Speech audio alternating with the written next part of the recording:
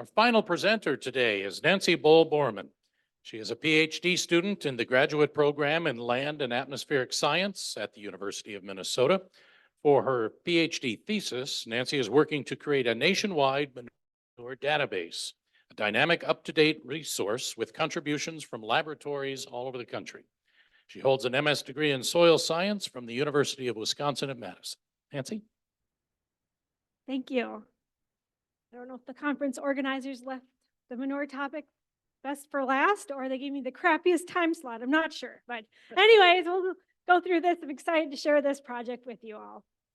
And also, giving a little overview about some reminders on best practices for manure sampling. So a few things we're going to cover today: how and when to take a sample of manure, where to send these samples to, and how do you understand the analysis that you get back. Also going to review, like they said, ManureDB, U of M's manure nutrient database project, and kind of give a little background and update on that project. We'll roll into manure sampling and testing right off the bat. So for Minnesota people, what are the rules for Minnesota? One of the biggest things, and pretty much anywhere, would be keeping detailed records. For new livestock operations, getting samples of your manure the first 3 years is key. And then they recommend every 3 to 4 years after that. Or whenever you know there may be some dietary changes or other management changes in your livestock facility. So when is the best time to sample manure? There's some pros and cons to before application or during application. Before application, obviously it's nice to get a picture of what nutrients you'll have so you can update your planned application rates prior to your application time. But also maybe you will not get the fully agitated sample, maybe possibly not the most accurate at that, depending on also how soon you sample it before you apply. At application, at least you're getting a better picture of what's going on in the field at that time, especially if you take several samples throughout to try to get a good picture throughout your manure storage, what you have for nutrients. However, then this is kind of the after the results. You've already applied it at a certain rate, but at least then you can go back and possibly adjust if needed. And really the best of both worlds would be to take them before and during if possible too. I always say the more manure samples, the better you have with this variable product that we're dealing with for nutrients. Just a few reminders about sampling manure. For liquid manures, it is great to be able to get it agitated. Sample if you can. Otherwise, just trying to get the whole profile sample, like in the previous picture, using on the top one, like a PVC pipe to try to get the whole, like in a deep pit for swine, getting that whole length sampled, because sometimes some of the nutrients do settle down. So depending on if you're taking just skimming off the top versus something at the bottom, being able to get that mixed is very important. And for solid manures, sample during loading, you could take a little bit from each load and mix, or from also many of the different depths, trying to avoid some of those crusting parts. And there's a few diagrams to try to get several different locations. So no matter whether it's liquid or solid, you want to collect several different subsamples, combine and mix well in a bucket. You just don't want to grab one sample and do that. No, grab several of them. It's like soil sampling. You want to take several cores, mix together, take a subsample of that. You want to make sure your sample is labeled and your submittal sheet completely filled out. You want them to match so you also can interpret this results accurately as well. Get your sample from your bucket, stir it up together and fill your container. You want to leave a little bit of airspace at the top in case there's any expansion. Place in a plastic sealable container, no glass. And you can also check with the laboratory that you are planning to send to. Some provide containers on their own or will recommend certain types of containers. A lot of times I'll even take some electrical tape and tape that shut. Just no one wants to risk any leaks in the mail on anything. And also putting it in a plastic zip top bag, double bag it, just a little extra insurance there against leakage. And keep those samples cool or freeze them prior to sending to lab for analysis.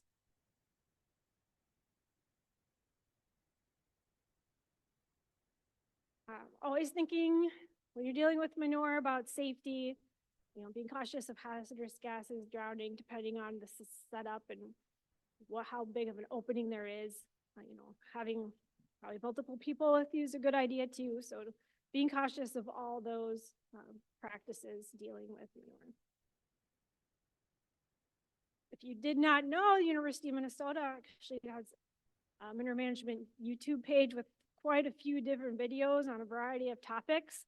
And there are some about sampling liquid manures and solid manures, among quite a few other manure-related topics.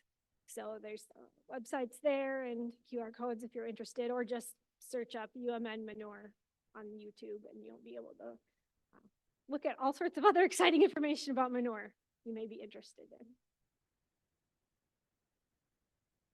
So where should you send these samples? Well, I would say to a certified laboratory.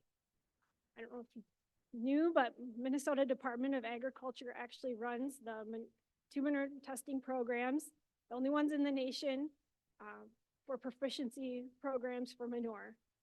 They also, with the proficiency program, they send out check samples sets twice a year and have the labs analyze them and send them back, and they'll give the labs feedback based on that. And then there also is a certification process. So they actually just released the 2024 lab list. So if you take a look at that, there's several different labs in the state of Minnesota that are certified. So another exciting manure thing for Minnesota to be involved with for the whole country. All right, so we've taken the sample, sent it off. Now we'll get the results back. Some of the main things the macronutrients we're really interested in, of course, is nitrogen. Thanks, Dr. Lindsay Peace, for showing us the nitrogen cycle earlier. Hopefully you remember a few of these things. About the different fractions, a lot of them will come back with either total nitrogen or total Kjeldahl nitrogen, which are just two different analytical methods used. They are pretty similar. TKN does not include the nitrate and nitrite, which in manure is usually a pretty small fraction of total N, so they can be pretty similar in that case. Does show the inorganic and organic N fractions, which the inorganic is that ammonium, saying that then can convert into the plant available forms, and then the organic N is not as available for plants right away. You also have to be cautious looking at your results. How is the lab reporting these results? Is it in P or P2O5? And being able to convert, it's a pretty easy conversion. If it's just in regular phosphorus times 2.29 gets you in P2O5. So just to be cognizant of that. And same for potassium. Is it K or K2O? And just K times 1.2 gives you K2O. So just being aware of that, and so the units make sense to you and make a big difference. Another thing is, what units is it reported in? Sometimes a lot of labs will report things in percent or parts per million. Being able to understand your results and convert it. Some of them also convert to like pounds per 1,000 gallons or pounds per ton, which a lot of us are more familiar with. I know I can understand just glancing at numbers in that way. Those units a lot easier than I can percent. And the basis. Usually there's the wet or as received basis a lab can do, or a dry basis. A lot of them are reporting most likely on that wet basis, but double checking to make sure that that is what they're reporting. Make sure we're understanding what the results mean. And there's quite a few other options you can run on your manure tool. A lot of them will do moisture, total solids, a lot of the different micronutrients or metals, pH, electrical conductivity, carbon to nitrogen ratio are all possibilities depending on what you're looking for. I know folks that do irrigation are concerned maybe more about like the salts and that sort of thing. Some of these different ratios are in drier climates. That's been something interesting learning more about across the country. What are some of the different aspects that people are looking at? Okay, so what are some of the next steps to think about? All right, you got your manure analysis back. We also need to get ready. All right, figure out the best or the application rate to match what crop you're going to be applying these nutrients for.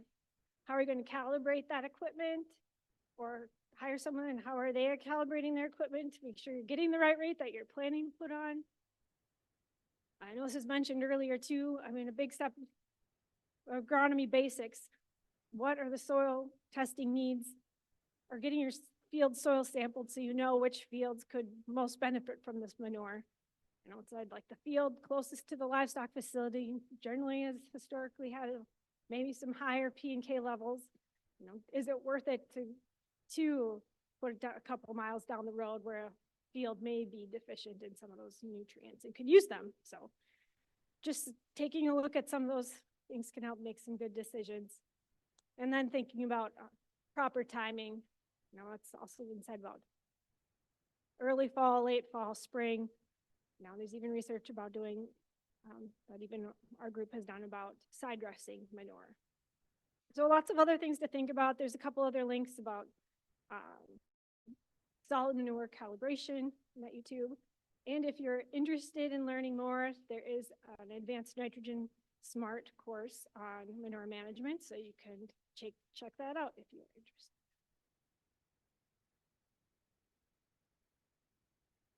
All right, we'll change gears a little bit and talk more about the ManureDB project. Published U.S. manure book values, which are approximate concentrations of nutrients in manure, are several decades old at this point. And researchers at the University of Minnesota received some grant funding a few years ago to help create this manure nutrient database that we're calling ManureDB. Big part of this project is partnering with laboratories and researchers that analyze manure. And then we're also developing a public website with data download capabilities. So what are these manure book values used for? I guess raise your hand if you've ever had to use manure book values for anything. Operations. Yeah, you know, I know I before I went back to grad school, I actually worked for a swine livestock company doing nutrient management planning. And if we were building a brand new site, you didn't have any manure to test, so you had to use some sort of reference value. And we even knew some of those reference values didn't reflect what our other producers were necessarily getting for their manure tests. So anyways, yes, they're used as a reference for manure management plans, establishing nutrient management policy, can be used for baseline for nutrient management education, and also modeling for researchers, nutrient cycling, gas emissions, and so on. They need some sort of number to start from, and this is the reference values, you know, they'll look at. So regarding our project, we have quite a few different parties involved with this. We're partnered with the Minnesota Supercomputing Institute at the U of M. We have a stakeholder group from across the country. Different pieces of this, we've had to create a schema behind the database itself, and then also construct the website to go along with it. And then a big part of this too is working with laboratories to share data and cleaning and standardizing, uploading this data. Today we have over 489,000 samples in the database. And I sent this to Fabian yesterday at lunchtime, and it was already updated by the afternoon. So it's already up. There's even more now. There are people in our project team said we have manure laboratories, livestock, commodity groups, regulatory agency folks, researchers, engineers, crop consultants, ag professionals, and alternative energy groups, along with Minnesota Department of Agriculture, said MSI, CFANS, Extension. Parties are all involved in this project. And a huge thing behind all this is data use and privacy concerns, as you can imagine. We did have to work with the legal team, and we developed a 2-page agreement that's between the University of Minnesota and any participant in the project.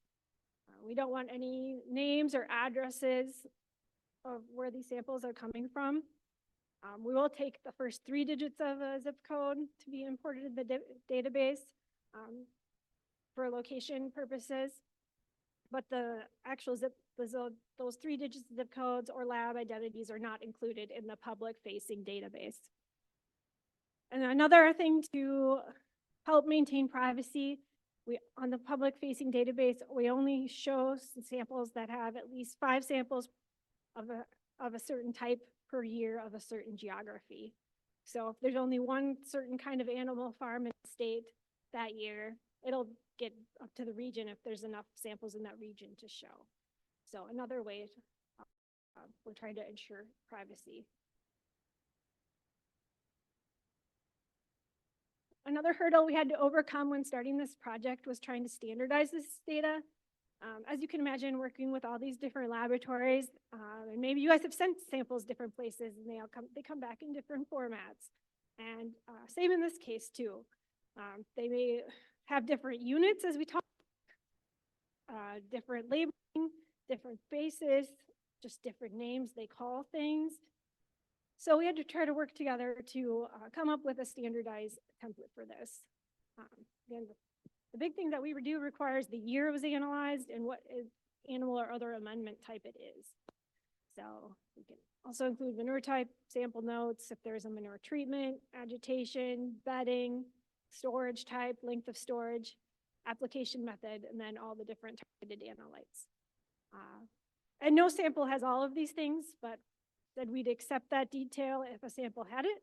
You know, some samples we do not have very much information behind, but others, they do have some of this detail. So we created that, you know, and it definitely has been an evolving spreadsheet. For manure types, and these are some of the ones you think about: liquid, slurry, semi-solid, solid, along with some of these other types like compost, separated liquid, separated solid, digestate, digested solids, sludges, litters, so on. Different manure treatments. A lot of these were poultry treatments because one of the labs had that detail, so we added it in. For agitation, if it was, we know it was agitated or not. Bedding, if we know if there was bedding or if there was unknown kind of bedding or if there was a certain kind of detail of the bedding. Have that along with length of storage. Our animal type list has quite the variety on it.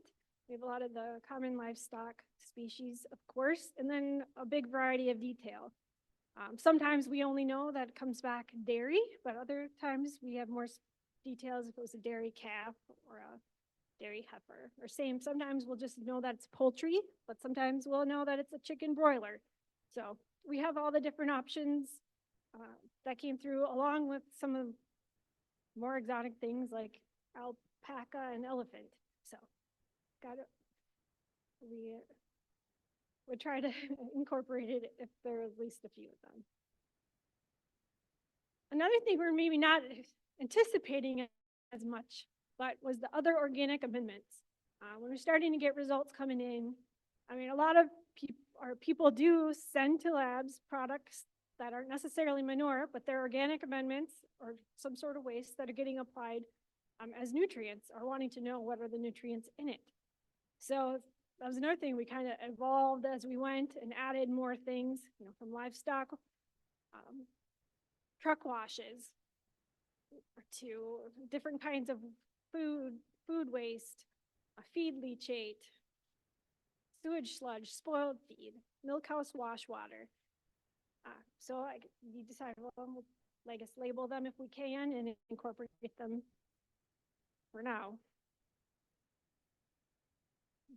We added storage type based off of the Midwest Plant Services manure storages publication, and added different manure application methods if known. As far as targeted analytes, as mentioned, we do moisture, total solids, nitrogen, phosphorus, potassium, nitrate, ammonium, carbon-nitrogen ratio, pH, electrical conductivity, and a whole suite of other micronutrients, metals, ratios. It's very long. If someone had it, we would accept it.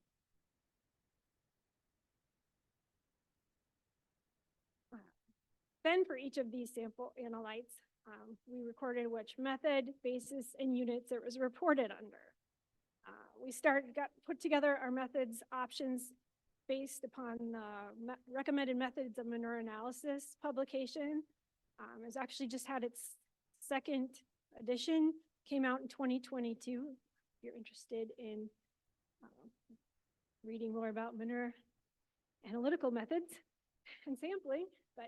And then another thing we used was Ag Gateway's Modus Agronomic Testing Lab standard, which they are also trying to catalog the different types of agronomic testing methods. I know they're working on soil testing method list currently, and they're also working on manure and plant testing and so on. They are also working on. And then visiting with the labs, we would add other tests. If they did something that didn't fall in the categories we had already identified, we would incorporate that in. We want to know too, are the results they reporting these results on the as received wet basis or dry basis? And then what kind of units are these results reported in? So big news, this ManureDB is now live. We had a soft launch last summer and have constantly been adding to it. It's evolving, improving, and it still is. A few statistics about the projects. We have 21 signed data use agreements, 12 more verbal agreements of pending signatures, at over 480,000 samples so far, over 380 with known locations. All results in over 5.2 million data points, which I'm trying to write my dissertation. This is a lot of things you have to sort through and figure out what statistics you're going to run. And the number of states with at least one sample, we have 49 states, DC, Puerto Rico, and we're working on trying to get something from Alaska. Trying to get a good variety anyways across the country. Here's a few different screenshots of ManureDB today. We can try to, on our homepage, do a few summary statistics real fast.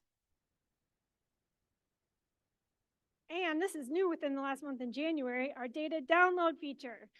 We've been really working on this for a long time. Is that trying to get some of these different rules in place.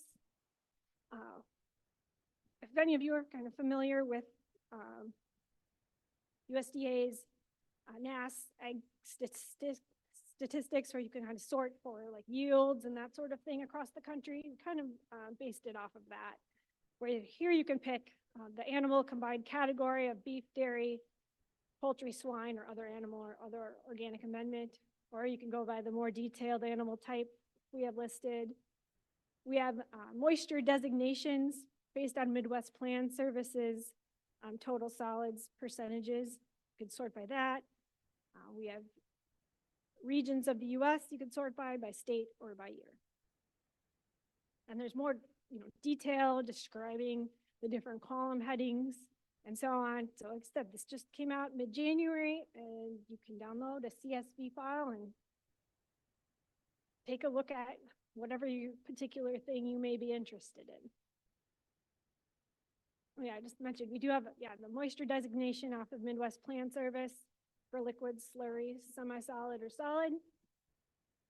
If some labs don't, if they did not run total solids, then we used whatever the lab manure type designation was if they had it listed. Otherwise, if they had neither of those, then we left that category blank. And just a little plug, this is from one of the research projects at Waseca last fall. So thanks, guys. And it said we did create region delineations, 7 different ones across the country, so you can kind of sort by samples. And sometimes you may notice if you're trying to look for Minnesota samples, like, oh, there aren't that many. Well, there's actually over 68,000. The particular lab we were working with that has a lot of the samples didn't export any location with their samples. So they're all lumped into the Midwest. So there actually are quite a few thousands of samples from Minnesota in this project. So again, why should we care? Why is this even, how could this be useful? Of course, your samples having your own samples is always the best. The more manure sample tests you have, the better, is always my opinion. But it does offer some comparison scenarios and benchmarking if you want to check how your samples compared to other people's across the country. And again, it gives quite a few different research options.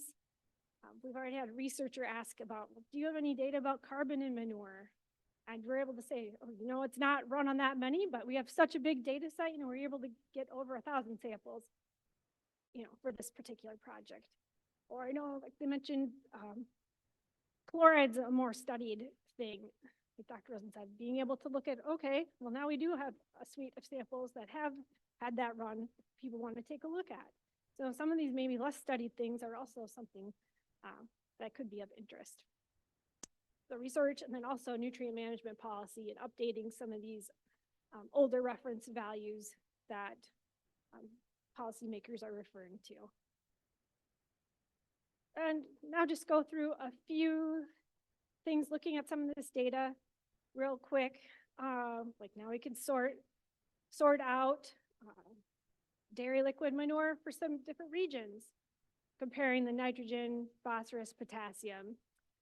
The shape is where the median of the sample, so that's the very middle of all the samples. And the top bar is 75th percentile and the bottom bar is the 25th percentile. So that shows the middle 50% of samples. So just kind of some neat, comparisons we can do. We could divide it by manure type, like how it's digestate, separated liquid, solid, compost. Compare for dairy manure, for example, in this case. And again, we're only as detailed as we can either gather from how the sample is labeled or from sample notes. Or how can we look for the different kinds of dairy animals split out? Like calf, heifer, lactating cow, veal, cattle. We have quite 12,000 cattle samples. Don't know if they're dairy or beef necessarily. Or just our generic dairy category. Like we have over 90,000 samples of just dairy. So anyway. Or poultry samples across different regions.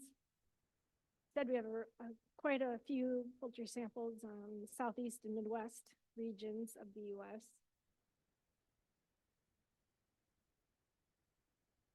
Or we could try to split out these poultry subtypes. We said a lot of times they can be lumped together, or others, we have split out.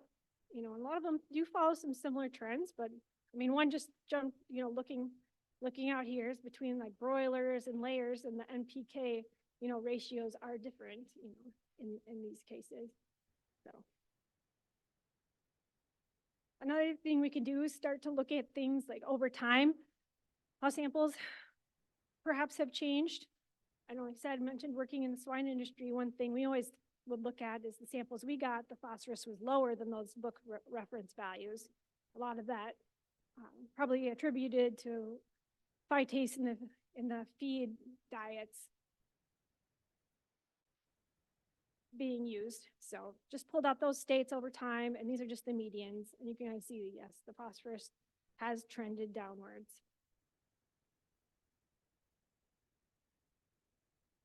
And like I said, we did have, all these other animal types too that we could start to look at. We have 1800s horse samples, for example, and sheep and goat, ducks, biosolids.